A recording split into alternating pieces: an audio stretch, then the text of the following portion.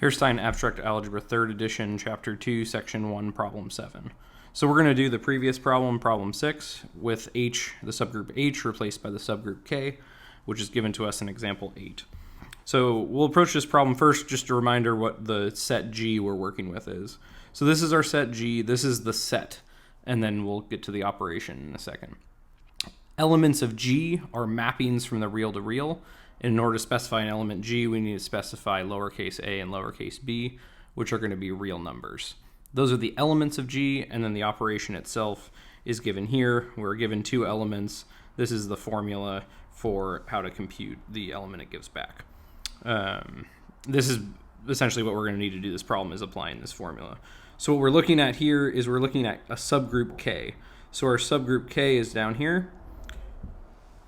To get K, we're just restricting the first indices to the number 1. So the mappings that comprise the group K really look like R plus B, where we just plugged in 1 for A up here, okay? So in this problem, we're just gonna look at multiplying these three elements and making sure that instead of looking at whether they belong to K or to H, we're now doing K.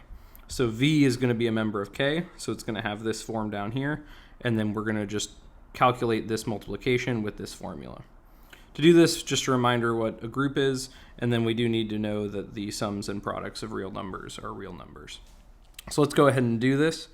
In the book, for example 6, it gives us what the inverse is for T sub A comma B. We could have calculated this ourselves using our axioms over here, but we'll just use what the book gives us. And then a reminder, when we actually look to do this computation, we can do the multiplication any way we want. So we can multiply these two first, or we can multiply these two first. You just can't rearrange the order of the multiplication. So you have to do them all in order from left to right.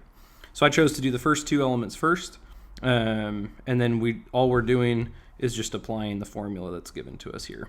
So when we do that, we get that the first two elements equals this, and then when you multiply the remaining two elements, you get this, and you can just reduce down to T sub 1, comma AD.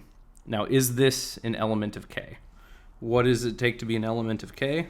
Your first indices has to be a 1, and your second indices has to be a real number. 1 equals 1, so we're good there. And then AD, we know that A and D are real, right? Because we took an element of G, which meant that the indices that we arbitrarily picked are real numbers, and then by claim 1.2, we have that sums and products of real numbers are real numbers. Thanks for watching this video. Make sure to subscribe so you don't miss out on future videos. And if you have a question about either this problem or you'd like me to solve a different problem that you've been looking at, let me know in the comments below.